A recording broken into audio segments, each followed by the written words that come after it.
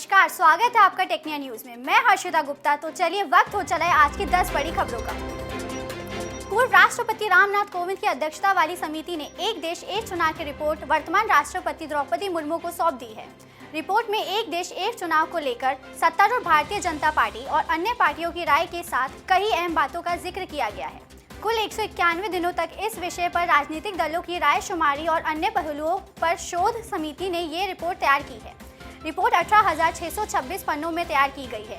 राजनीतिक दलों में इस विषय पर अभी तक एक राय कायम नहीं हो पाई है। भारतीय जनता पार्टी ने आगामी लोकसभा चुनाव के उम्मीदवारों की दूसरी लिस्ट जारी कर दी है।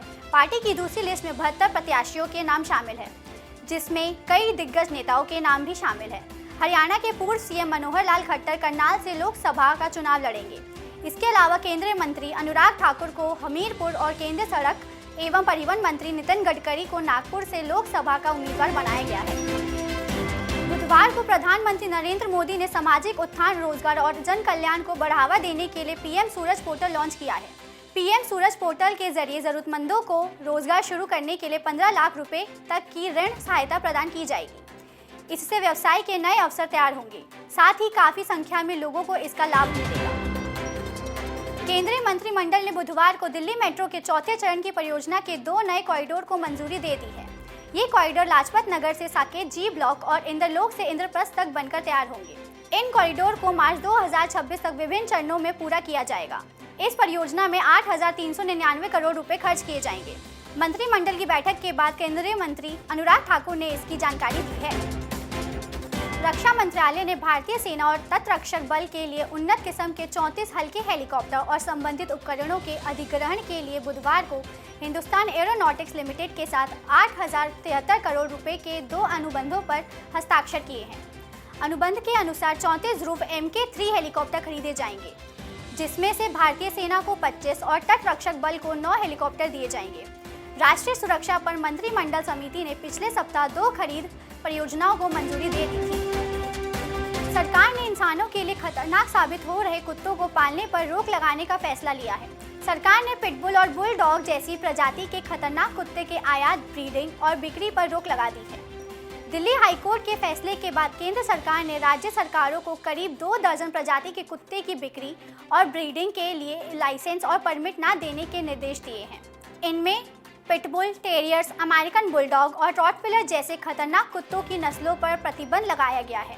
जिन लोगों के पास पहले से इन प्रजाति के कुत्ते हैं, उनको भी स्टेरलाइजिंग करने पर जोर दिया गया है, ताकि वो ब्रीडिंग ना कर सकें। होली के मौके पर ट्रेनों में यात्रियों की भीड़ को देखते हुए रेलवे प्रशासन स्पेशल ट्रेन चलाने जा रहा है। सेंट्रल रेलवे ने होली के मौके पर 2 सप्ताह के लिए कुल 112 स्पेशल ट्रेनों को चलाने का निर्णय लिया है।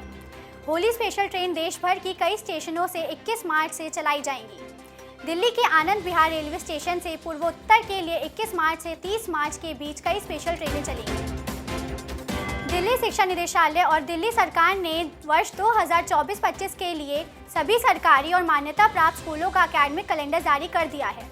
ये कैलेंडर राष्ट्रीय राजधानी क्षेत्र के सभी स्कूलों में लागू किया जाएगा। शिक्षा निदेशालय द्वारा जारी किए गए एकेडमिक कैलेंडर के अनुसार 11 मई से 30 जून तक गर्मियों की छुट्टी सुनिश्चित की गई है। वहीं कक्षा 6 से 9 तक के दाखिले के लिए 1 अप्रैल से रजिस्ट्रेशन शुरू किए जाएंगे, जबकि 23 मार्च से 1 अप्रैल तक नर्सरी कक्षा के दाखिले की प्रक्रिया जारी रहेगी।